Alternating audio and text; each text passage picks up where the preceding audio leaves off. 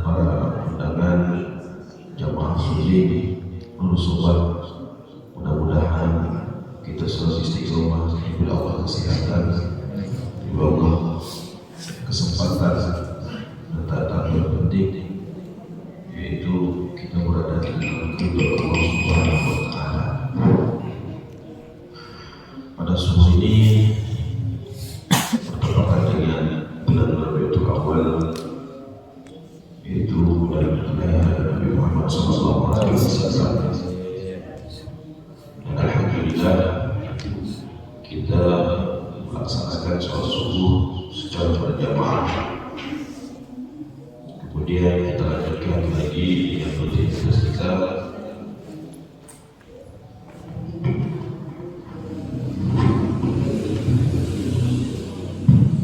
yaitu mengkaji ilmu agama yang benar Rasulullah SAW dalam kitab yaitu Syarah Riyadhus Shalihin di dalam bab tahzir min iza'is salih, yaitu ancaman bagi orang menyakiti orang soleh. Dalam riwayat dikatakan, barang siapa sholat subuh berjamaah karena bizimatillah, maka orang tersebut di dalam tanggungan Allah. Dalam ayat yang dalam Al-Quran Allah mengatakan bahwasanya bumi ini hanya untuk diwarisi, hanya untuk orang-orang soleh.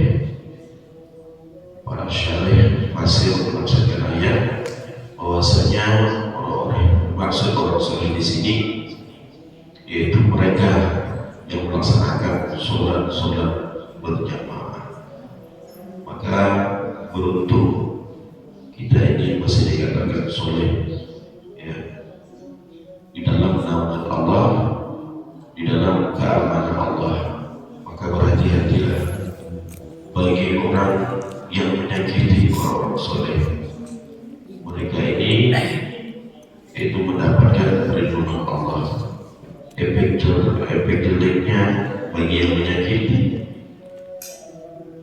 ya, akan berdampak di dunia maupun di akhirat. Maka itu kita bisa sujud, bisa melangkahkan kaki kita di tempat yang baik ini, berarti Allah masih sayang, masih cinta kepada kita. Yang kita sedihkan bukan diri ini yang malas, bukan diri ini yang tak mau, tapi yang kita sedihkan Allah tak mau kita untuk sujud. Allah yang tak mau, yaitu memberikan ilmu-ilmu agama yang dikatakan orang menuntut ilmu itu sebuah kewajiban dari kecil sampai meninggal. Kalau kita meninggal ditalqin, diajarkan lagi. Mau meninggal diajarkan, ditalqin, baca syahadat riya Allah, menunjukkan kita menuntut ilmu itu tanpa ada batasnya. Bahkan kenapa Rasulullah SAW memperhatikan benar tentang perkara ilmu. Rasulullah itu di antara asbab nuzul surah Al-Duha karena yaitu ada kekosongan wahyu sekitar 3 bulan 6 bulan. Sedih Rasulullah, kenapa wahyu ini turun? Kalau kita tidak mendapatkan ilmu sebulan, 2 bulan, 3 bulan, ya perasaan kita sama saja, seakan-akan kita ada masalah. Maka Rasulullah berdoa kepada Allah, Allahumma zidni ilman, ya Allah tambahkan bagiku ilmu, merasa kekurangan, merasa butuh akan pengetahuan. Maka dari pengetahuan itu kita tahu, kita pandai yang mana itu racun, yang mana itu madu, yang mana itu setan, yang mana itu dari hawa nafsu, yang mana itu ada ridhonya Allah. Karena setan itu pandai Ya, Bapak Ibu. Setan itu pandai, makin kita dekat diri kita dengan Allah, makin kita rajin, tipu dayanya pun makin canggih. Kita rajin sholat, pandai jalan itu. Contoh ini banyak di antara masyarakat itu kita terapkan. Kalau sholatnya tidak tepat waktu setelah azan, tidak mau disolat, karena mereka beranggapan sholat itu wajib tepat waktu. Nah, ada salah satu yang ada dua. Kenapa? Ilmulah yang menentukan mana itu yang benar, mana itu yang salah.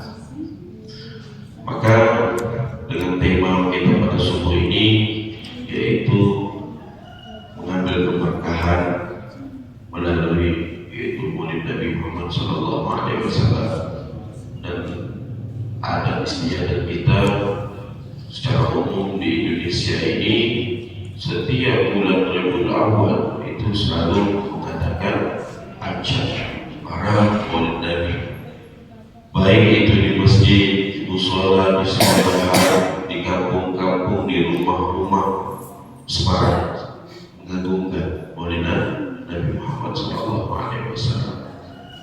Maka kata dasar Maulid ini yaitu hari kelahiran Rasulullah SAW.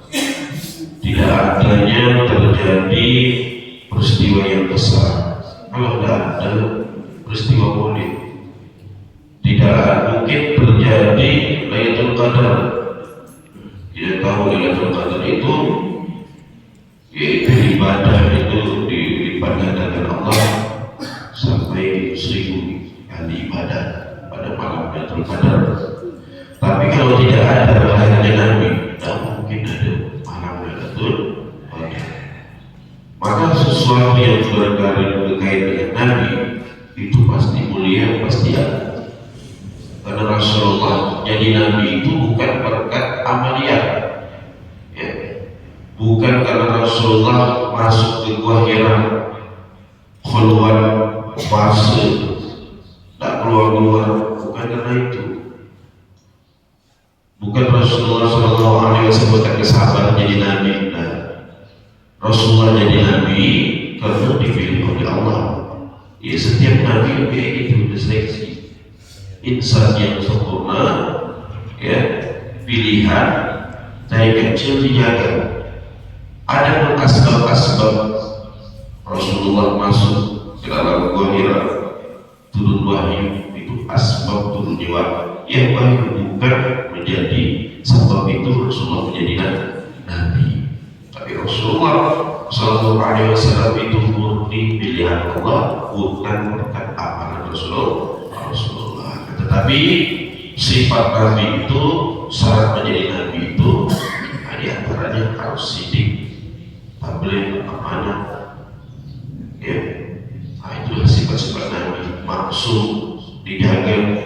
Tak mungkin Nabi itu pernah bermaksiat, itu tak mungkin. Walaupun ada teks-teks dalam Al-Quran menceritakan tentang Nabi Allah Adam, ya. Kenapa Nabi Allah Adam diusir dari surga? Kalau udah diusir kayak kita ini, apa namanya, semuanya itu masuk dalam surga. Ada yang mengatakan Nabi Adam itu makan buah yang dilarang oleh Allah, berarti melanggar syariat, bertentangan dengan sifat Nabi. Seorang Nabi itu kan harus maksud, harus tidak ada, boleh ada dosa. Itu Nabi.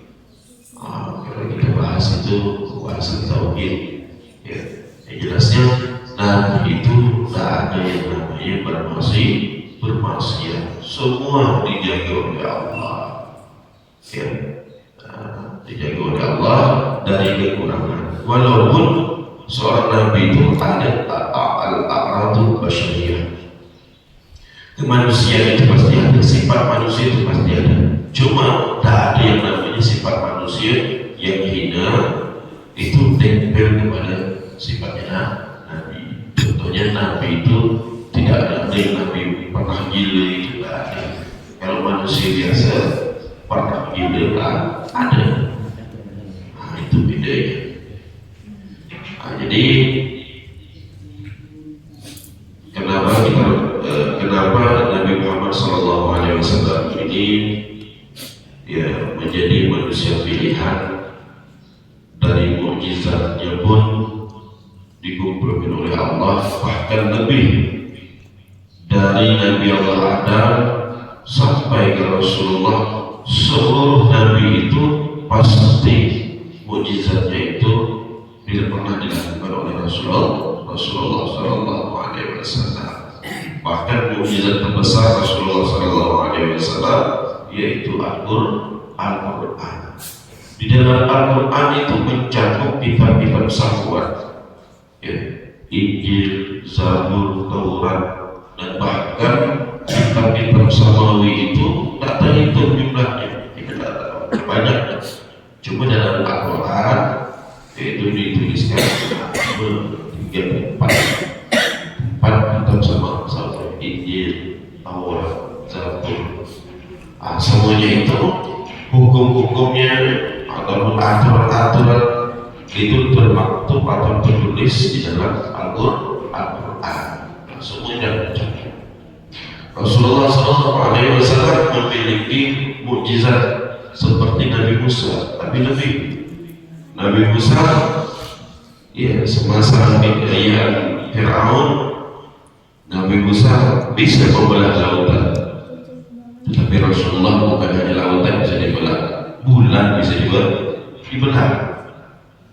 Rasulullah SAW, Nabi Musa memukul batu keluar air, tapi Nabi kita Nabi Muhammad SAW mengeluar air bukan dari batu.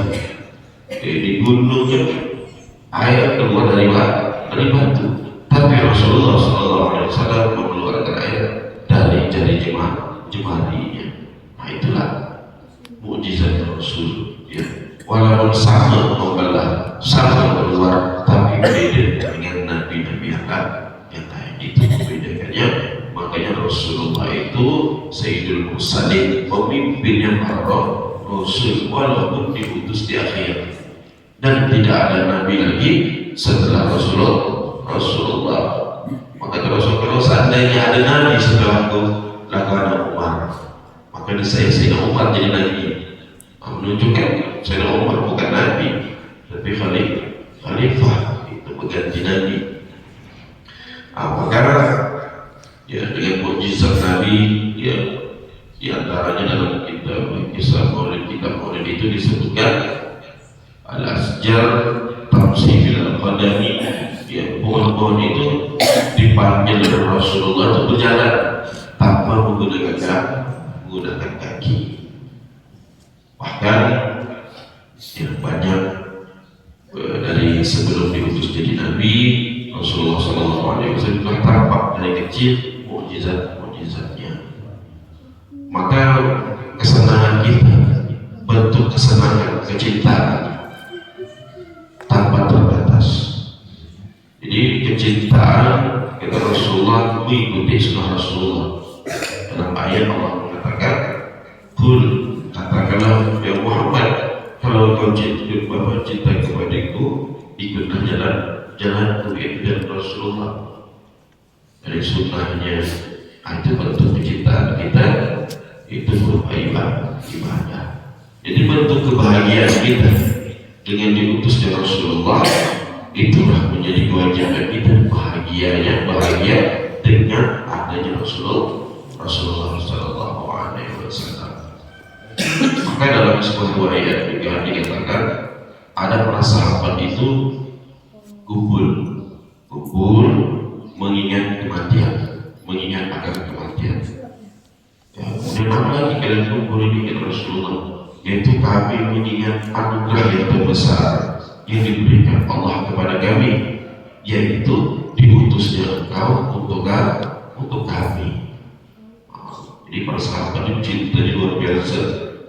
Contohnya para Sayyidina Abu Bakar Siddiq radhiyallahu anhu, beliau itu sampai dikatakan Rasulullah, "Rafiqi fil jannah," temanku di surga.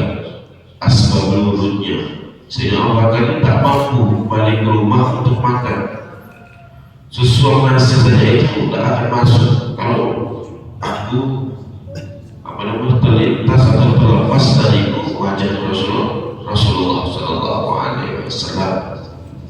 Maka bagaimana para sahabat? Menurut riwayat itu, para sahabat itu tak mampu menatap langsung wajah Rasulullah, kecuali sahabat-sahabat yang masih kecil, yang belum balik, Sayyidina Ali. Maka dalam kitab Insan Kamil itu digambarkanlah bentuk wajah Rasulullah, alisnya Rasulullah, hidungnya kayak gimana. Nah itu beliau sahabat-sahabat yang masih kecil. Kalau sahabat yang sudah dewasa Abu Bakar itu tak mampu menatap wajahnya Rasulullah Shallallahu Alaihi Wasallam. Karena pada hakikatnya Rasulullah itu adalah cahaya. Maka dalam qasidah itu dikatakan nurun wa qawlu nurin, cahaya di atasnya cahaya. Bukti bahwasanya Rasulullah Shallallahu Alaihi Wasallam ini cahaya. Rasulullah itu ketika berjalan di tengah hari panas, ya, kalau kita itu ada bayangan, tapi Rasulullah Shallallahu Alaihi Wasallam ketika berjalan di bawah matahari tidak ada bayangan, ya, tidak ada bayangan, karena Rasulullah itu adalah cahaya dan mungkin cahaya itu bisa menimbulkan bayangan. Nah, itulah beda itu Rasulullah dan kita dan beda dengan nabi-nabi yang lain. Maka para sahabat melihat menatap Rasulullah, ya, wajar kenikmatan yang luar biasa. Kalau kita sekarang bagaimana? Jauh zamannya Rasulullah diutus berapa abad yang lalu. Akan tetapi ada sebuah riwayat mengatakan bahwasanya Rasulullah Shallallahu Alaihi Wasallam itu pernah duduk menangis. Ditanya oleh para sahabat, kenapa kau menangis wahai Rasulullah? Aku rindu akan saudara-saudaraku. Alasna bi ikhwani ya Rasulullah, apakah kami ini bukan saudara-saudara? Nah, yaitu saudara-saudaraku yang mana mereka itu beriman tapi tak pernah melihatku. Ya, itu yang beriman tak pernah melihat itu dulu pernah dirindukan oleh Rasulullah Sallallahu Alaihi Wasallam. Nanti mereka akan meminum yaitu air telaga Kausar dari tanganku. Tetapi dalam riwayat itu ada yang diusir. Nah inilah akidah yang perlu kita benteng. Mereka itu sholat, ngaji. Kenapa kata Rasulullah mereka ini diusir? Tak mendapatkan yaitu air dari tangannya Rasulullah, yaitu airnya telaga Kausar. Maka ada hatif itu suara tak jasad. Wahai Muhammad, mereka ini setelah meninggalmu mengubah ajaranmu tak sesuai dengan aturan Nabi, ya. Karena merusak akidah itu luar biasa. Kita kalau masalah fikih salah, ya, tak sama dengan salah di dalam masalah akidah. Itu termasuk dosa-dosa besar. Salah dalam qada dan qadar, ya. Ada yang seperti Mu'tazilah, seperti Khawarij. Itu belajar tauhid, biar tak sesat, biar tak salah. Diusir oleh Rasulullah Sallallahu Alaihi Wasallam karena orang tersebut mengubah ajaran setelah meninggalnya Nabi. Jadi Rasulullah itu menangis merindukan itu sejak dulu. Maka Rasulullah dan para sahabat mengingat akan ajaran yang terbesar, rahmat Allah yang terbesar, fadlullah, ya, karunia Allah terbesar pada umat ini, yaitu diutusnya para nabi. Kemudian kenapa kita merayakannya dengan mengatakan maulud atau pembacaan? Ya, disebutkan para ulama mengatakan indal zikr sholihin tatanazzalur rahmah. ketika biografi orang soleh itu disebutkan, rahmat itu getaran hati kita untuk mau ibadah. Karena kita ini kaki kita tidak mampu untuk melangkah kecuali ada rahmatnya Allah, kasih sayang Allah. Kita tidak mungkin bisa ke masjid sini kecuali rahmat Allah ada. Ya. Maka kita tidak bisa sombong, tidak bisa sum'ah ataupun ujub dengan amalan kita.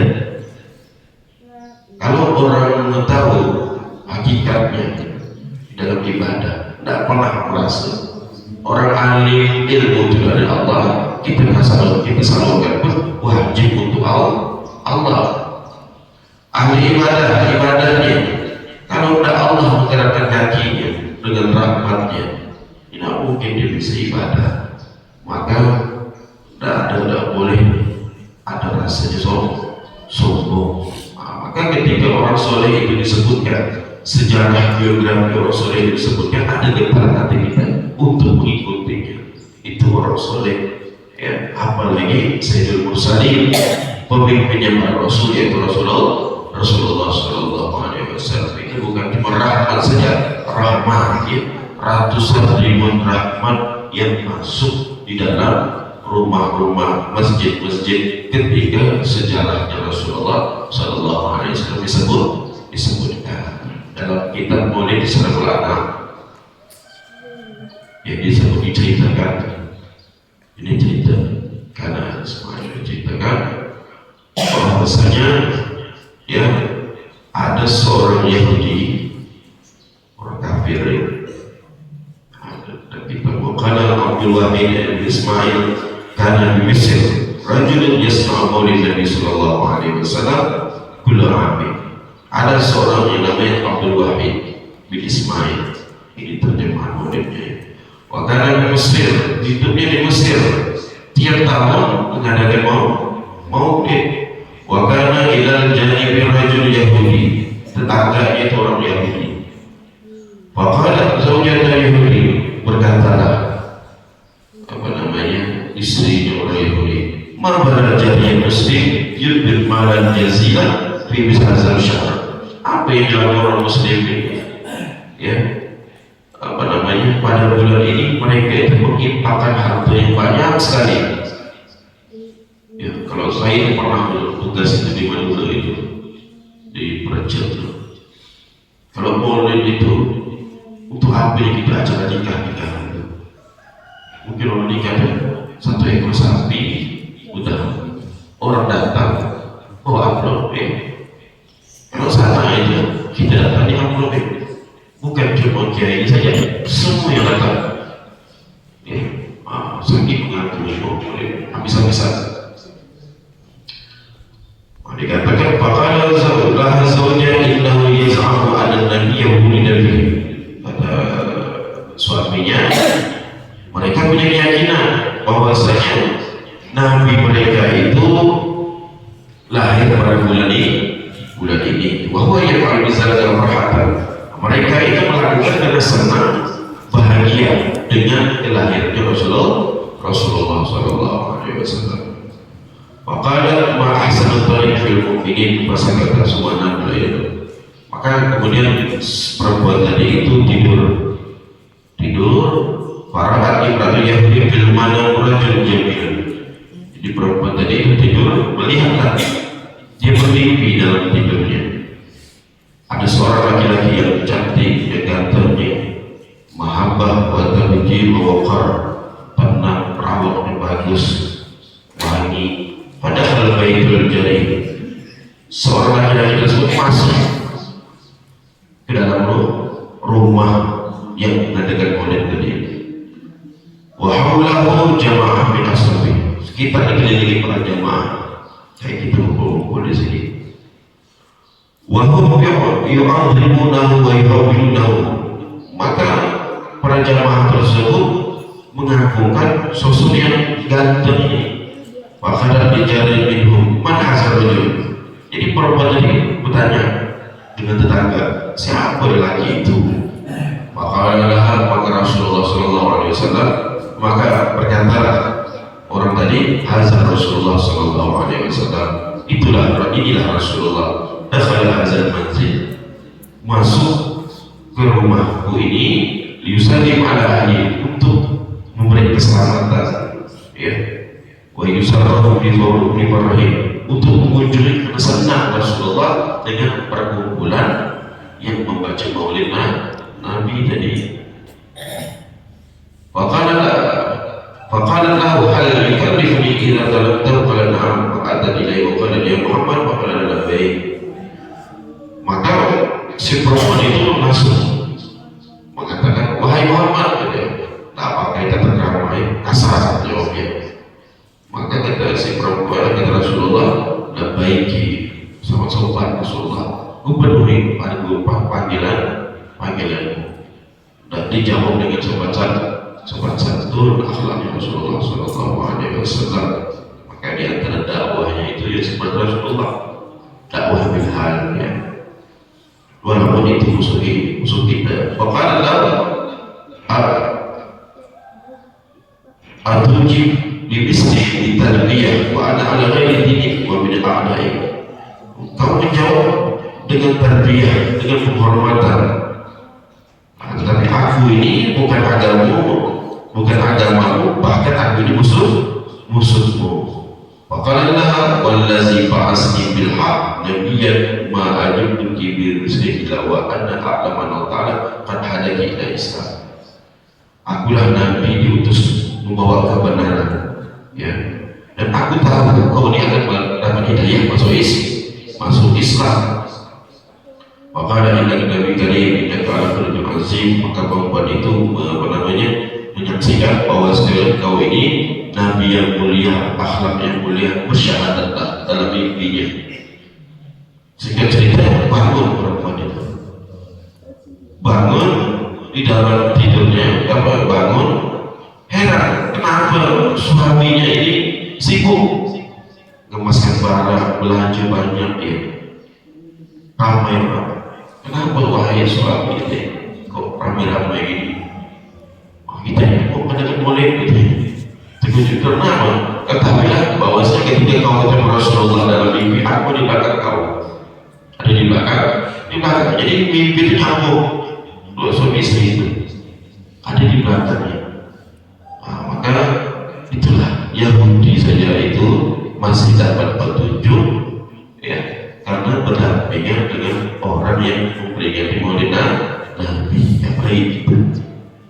Kalau tidak senang, tidak ada duit, kumpul di masjid, nyumbang untuk Rasulullah. Bahkan orang yang pepohonan jamadan, ya, bebatuan itu, mujizat Nabi itu, bebatuan itu bisa ngomong Rasulullah, bisa merasakan. Contohnya yaitu mimbarnya Rasul. Ini kayu yang khosyaf. Jadi para sahabat Ansar itu menyediakan mimbar yang layak. Jadi Rasulullah di Madinah itu kan ketika awal pembangunan masjid, ya namanya mimbar seperti sekarang. Mimbarnya Rasulullah itu batang kurma. Ketika dari para sahabat itu membuatkan Rasulullah mimbar dari kayu yang bagus, maka ada radinun, ada rintihan, menangis, mencari sahabat saja yang menangis. Maka Rasulullah bisa berbicara dengan tumbuh-tumbuhan, itu mujizatnya Rasul. Maka sahabat lain mendengar rintihan Rasulullah, lagi tahu sumber dari mana. Maka ketika itu dipeluklah batang kurma itu, diam. Nah ini kurma, ya, tak punya hati, tak punya otak, bisa hidup dengan Rasulullah sendiri. Karena kalau Rasulullah ini telah dibuatkan mimbar baru, ya, dibuat oleh orang membawa perda dipakai lagi, ditawarkan Rasulullah. Apakah kau buat mimbar selama di dunia? Apakah ditawarkan untuk makan, yaitu penduduk surga nanti dia bela di akhirat. Ketika ditawar Rasulullah, dipeluk Rasulullah, diamlah kurma tersebut. Kesimpulannya ini pohon kurma yang diberi Allah akal, ya, bisa rindu yang luar biasa karena tahu manzilah Rasulullah di mata Allah itu bagaimana. Kalau kita ini Islam punya akal, punya hati, masa kita sedikit tidak ada kepedulian, tidak ada rindunya seperti rindunya para pohon kurma. Nah, ini luar biasa. Maka dalam sebuah dalil itu banyak kata dalam kitab Al-Talibin bab siang, ya, ada orang sulul hulub itu asal apa isyarat khalqi, bukan sulul hulub. Kalau sulul hulub itu tidak datang, ya. Kalau isyarat khalqi itu banyak maksiatnya, bahkan orang itu tidak mau mandi di jenazah itu, tidak mau nyolatkan, saking apa namanya maksiat luar biasa. Cuma anugerahnya orang ini mungkin dia, ya, orang ini diberi Allah sebuah petunjuk, Allah sebuah hidayah. Setiap orang awal ini tidak mau dia maksiat. Tidak dia anak syukur. Dalam kitab yang itu sering dipakai di pondok kita fikih, ya, Syekh Bakar. Jadi setiap orang awal tak mau maksiat, dia itu, ya, menggunakan kewangian, pokoknya istiqomah lah di jalan Allah, tak mau maksiat. Cuma meninggal tak mau orang meramaikannya, menyolatkannya. Mungkin mimpi lagi orang itu hati. Kita cuma mimpi ini sebagai tanda kita, anjuran, ya, biar kita peduli pada Rasulullah SAW. Walhasil ada orang mimpi disuruh direndahkan karena dia orang tersebut wali min awliya illah, karena tidak tahu. Jadi wali itu ada dua sebab, ada dengan iktisab, ada dengan wahbi. Iktisab itu dengan amaliyah, dengan khalwat, dengan puasa, istiqomah. Ada yang wali jalur khusus, itu Allah seperti para nabi diberi, itu cara Allah dipilih, bukan amaliyahnya. Maka kita tak bisa seuzon dengan orang ini maksiat melanggar diri positif, tak bisa. Sebelum kaki saya Imam Ahmad itu, sebelum kaki kita ini benar-benar nicap dalam surga, masih belum aman, ya, perjalanan masih panjang, tak boleh seusul, tak boleh apa namanya sampai nyakiti hati orang. Ingat ya, yang sholat subuh saja berjamaah bizimatilah di dalam penjagaan Allah. Jangan sampai kita ini melawan dengan Allah, baik itu gibah dia nyakitin hatinya, hati-hati.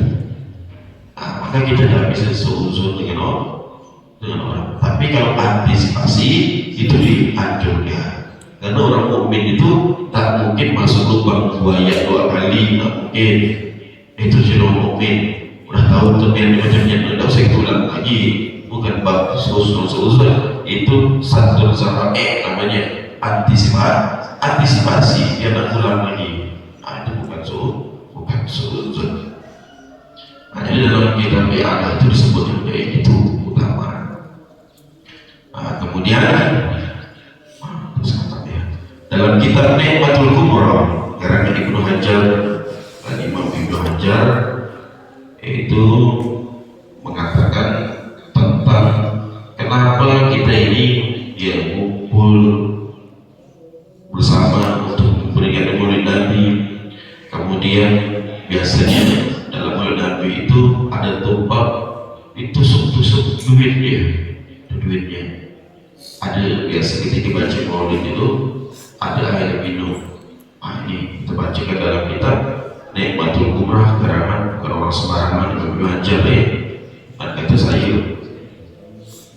Jadi memang tak ada sabda Nabi di zaman Nabi itu, memang tak ada perayaan maulid, tak ada bukan seperti kita sekarang.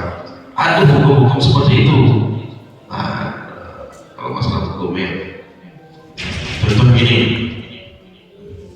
dalam peristiwa pembangunan Ka'bah, sering saya katakan Ka'bah itu bukan seimbang. Nabi itu dah udah menyarankan bukan segi pas seperti sekarang ini. Maka ada namanya Hijr Ismail itu Ka'bah, berarti agak panjang sedikit, tidak murabba ya segi. Dibesarkan dia, nggak masuk kita, tapi jangan nanti apakah diubah? Tak diubah. Jangan sahabat pernah diubah, kemudian dibalik lagi sebagaimana ada di zaman Nabi. Padahal Nabi nyarankan tidak seperti itu. Itu hukumnya. Ada yang hukumnya terus, walaupun zaman Nabi tak ada, tapi saran Nabi itu ada, pesan Nabi. Ini dibuktikan syahidnya itu dengan perkataan para sahabat. Contohnya di sini, Sayyidina Abu Bakar mengatakan, "Man anfaqa dirhaman ala qiratil maulid Nabi sallallahu alaihi wasallam kana rajulun fil jannah." Barang siapa menginfakkan dirham untuk pembacaan maulid Nabi sallallahu alaihi wasallam, maka bersamaku di surganya Allah. Nanti sebab-sebabnya itu nah kita jadi masuk surga, nah pasti ada asbab-asbabnya ya. Itu masuk surga pasti ada sebab amal, tidak mungkin langsung masuk surga. Sayyidina Umar mengatakan, "Man 'azzama maulid Nabi sallallahu alaihi wasallam faqad ahya Islam." Barang siapa yang mengagungkan maulid Nabi sallallahu alaihi wasallam akan masuk pada masyarakat, dia ini menghidupkan Islam. Wakala Imam Fakhruddin Ar-Razi, "Ma min syakhsin qara'a maulid Nabi sallallahu alaihi wasallam." Ya, tidak ada seseorang yang membaca maulid Nabi di atas garam ataupun di atas makanan, minuman, ya, syai'un akhir, apapun bentuk makanan. Maka tradisi kita, adat kita, makanan dihidangkan di depan sini, dibacakan sejarah Nabi. Illa Allah fihi barakah, kecuali akan muncul keberkahan. Ambil minum, ya air putih, niatkan sembuhlah penyakit aku, minumlah. Ketika dibacakan salawat terhadap Rasulullah atau sejarah Nabi. Wa fi kulli syai'in wasala ilaihi, wa kulli syai'in wasala ilaihi min zalikal ma'kulat fa innahu yudrib yadpari wa la yastahil hatta yasbiqu dari akali. Ini jadi makanan yang kita makan itu bergoncang dalam perut kita itu, tidak akan tenang sampai orang yang memakan ini mau bertobat, beristighfar. Maka nyambung ketika perkataan Sayyidina Abu Bakar yang Sayyidina Umar tadi, mengimpakkan yang kita makan, ya, maka hal tersebut akan mau tak mau, ya, yang namanya makan yang halal berkah. Anggota tubuh itu mau tak mau akan patuh dan taat kepada Allah. Itu dah hadisnya. Makan yang haram mau tak mau anggota tubuh itu akan maksiat, walaupun zahirnya itu bagus. Ya, ini tahu ini tak genah makannya, halal haram entah. Menurut dia bagus, tapi menurut saya tidak bagus. Ya, contohnya ya banyaklah kita tahu semua. Tapi ibadahnya rajin, sholatnya tahajudnya rajin. Tapi kita ulama zahir saja, ya.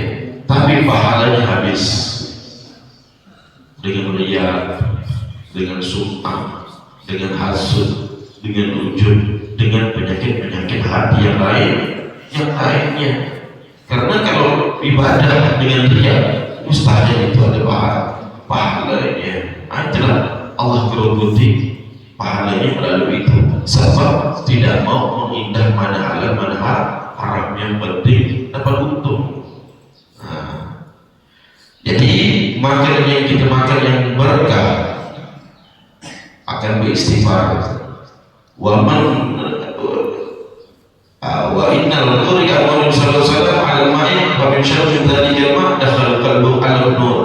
Orang yang membaca maulid kepada apa disediakan air, ya, masuk air dalam perutnya, maka hatinya itu akan diberi Allah cahaya rahmat, ya, Allah hilangkan kedengkian dan tidak akan menjadi penyakit hatinya itu menjadi mati. Dan barang siapa yang membaca maulid atas dirham duit dia, kemudian dicampur dengan duit yang lain, waqa'at fihi barakah, masukkan yang lain ikut berkah, la yahtadi sahibuha, maka orang yang memiliki duit tersebut tidak akan fakir selama selama duit yang berkah itu bercampur dengan duit kita. Maka tradisi adat kita itu dipusatkan duit walaupun 1.000 rupiah untuk apa gitu rupiah pas gitu, tapi tadi itu tidak sembarangan ya, tidak asal-asalan orang dulu ya. Adat mereka itu berlandaskan dengan akidah, dengan syariat, bukan ngada bahasa gitu ya, bukan diada-adakan, bukan bentuk kesenangan yang tanpa batas, tapi masih di jalan syariat. Itu fatwa-fatwa ulama, fatwa-fatwa orang besar, kita cuma ikut saja ya. Maka dalam surat Fatihah itu ghairil maghdubi alaihim ghairil maghdubi alaihim waladdallin, kita dituntut berikanlah jalan-jalan yang Allah beri nikmat, yaitu para sahabat, para salihin. Mungkin sedikit dari kami, mudah-mudahan bermanfaat, mudah-mudahan menambah cinta kita kepada Nabi ya, harta kita, waktu kita luanglah pada bulan ini untuk Rasulullah Sallallahu Alaihi Wasallam. Tak kalah penting hidupkan sunnah-sunnahnya. Ya mungkin sampai di sini saja. Allah ya baik Ibu, Allah Taala jadi saya jelaskan tentang bagaimana maulid Nabi itu Nabi Muhammad. Sudah banyak yang saya sampaikan. Baik, mungkin kita sebelum kami ada ibu-ibu yang kami sampaikan, mungkin ada yang ingin ditanyakan tentang maulid Nabi. Mungkin Bu Haji Julia silakan. Agak sedikit begini aja nih soalnya Pak Yusri lagi sekepor terbawah. Silakan Pak Haji. Assalamualaikum warahmatullahi wabarakatuh. Waalaikumsalam warahmatullahi wabarakatuh. Terima kasih telah memberikan kesempatan kepada saya. Karena ini kalau sudah sekarang mendengar apa yang diberikan oleh saya juga bagaimana Pak. Kalau kita ya sudah melakukan ibadah pada waktu kekuatan sifat itu tidak menginginkan daripada yang dilakukan. Aku rasa jawabannya sampai terjadi demikian. Dan saya mohon bagaimana caranya supaya ibadah itu sesuai dengan kelakuan yang dilakukan dalam kehidupan hidup saya. Nah, itu sudah yang saya tanyakan. Atas perhatiannya saya ucapkan terima kasih. Assalamualaikum warahmatullahi wabarakatuh. Assalamualaikum. Baik. Jadi dia sesuai dengan tingkah laku tentang masalah ibadahnya. Ya, baik. Lagi mungkin bisa ada yang lain? Mana itu? Bang. Udah, oke, lanjut dulu. Nanti jawab dulu. Pertanyaan bagus. Jadi nanti subuh Jumat itu nanti ada kaitan dengan itu. Dalam kitab Masail itu sholat diantaranya itu kan memperbaiki akhlak kita, tidak perbuatan. Cuma kenapa masih itu? Tapi kalau mulai dari awal-awal, ya kita tetap nanti sholatlah yang memperbaik akhlak kita, memperbaiki tabiat kita. Tapi kalau sekali, dua kali, tiga kali, kalau sering kali dari umur, dari muda sampai kita tua atau orang tersebut sampai itu rajin ibadah, tapi tabiat tak baik-baik, maka koreksi dulu. Solat kita ini apakah sama seperti solatnya yang disyariatkan Nabi? Ya, karena solat buktinya dengan zakat, bukti dengan tabiat bagus.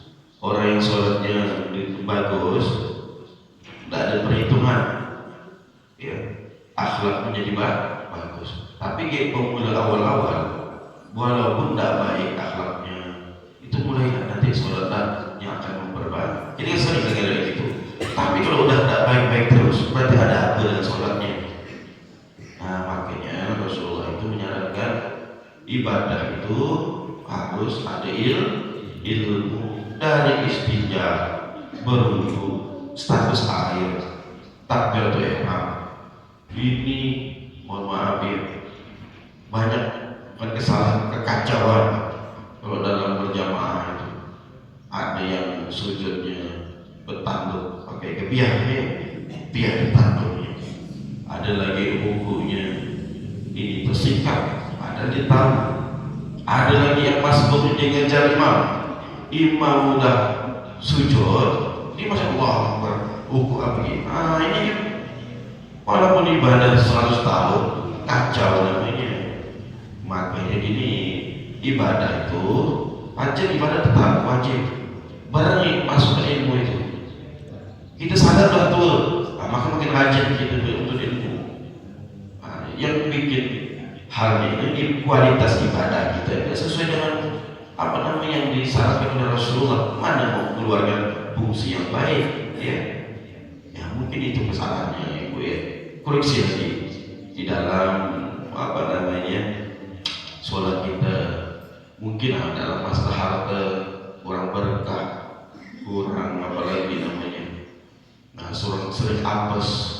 Mungkin dalam masalah zakatnya itu tidak tahu gitu. Yang penting keluarnya tiap bulan asal untung keluaran, mungkin salah. Ada nisab, ada hol. Kalau dalam perkara zakat, itu belajar.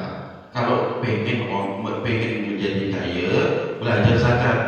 Ketika udah ada duit, tidak terkejut lagi. Nanti udah kaya, mau belajar zakat, kacau berarti. Belajar dulu kayak gini zakatnya ya. Udah kita tadi ilmunya. Zakat harta seperti ini, zakat emas ini, pertanian seperti ini, paham. Jadi sistem syariat itu kan sistem udah berlaku dah. Orang berbakti pada orang tua hidupnya bagus, sistem namanya. Walaupun itu orang kafir, orang Islam bagus, karena sistemnya kayak gitu. Itu juga sholat, zakat, udah ada sistem tersendiri. Cuma kalau bertahun-tahun macam gitu kan, mungkin kualitas ibadah kita yang kurang. Ya, perbaiki ini ya, cari kesalahan kita apa? Apakah dari segi makanan? Ya, bagus. Kalau makanan yang penting kenyang, yang penting untuk latih kita bahas itu ya. Ibadah rajin, pelanggan tidak bagus. Dia ibadah rajin, mulutnya bagus orang. Ria ada, sombong ada, semuanya ada di diri dia. Makan juga koleksi lagi. Ya itulah muhasabah, koleksi diri kita. Dan kita betul-betul sempurna. Masing-masing punya PR sendiri. Ibu punya PR, saya punya PR. Saya tak boleh menganggap saya ini apa namanya beda dengan yang lainnya. Jadi iblis jadinya. Lebih jahat lagi. Iblis kan kita rajin ibadah, menghasil punya kedudukan pada Allah. Berhakunya ustaz atau kiai memiliki kedudukan yang tinggi karena pahalanya besar. Mungkin ustaz atau kiai, iblis lah kayak gitu. Apa yang kita masing-masing, bagaimana kita mujahadah melawan hawa nafsu ini kayak gimana? Makin kita dikenal orang, menghasil sedikit, memiliki kedudukan, habislah pahala kita letih itu kumpul-kumpulkan. Kayak gitu, mujahadah terus. Ya berjuang terus. Kita sih sama-sama berjuang. Ya bukan hanya ibu saja berjuang, saya pun berjuang biar kita mendapatkan surga Allah.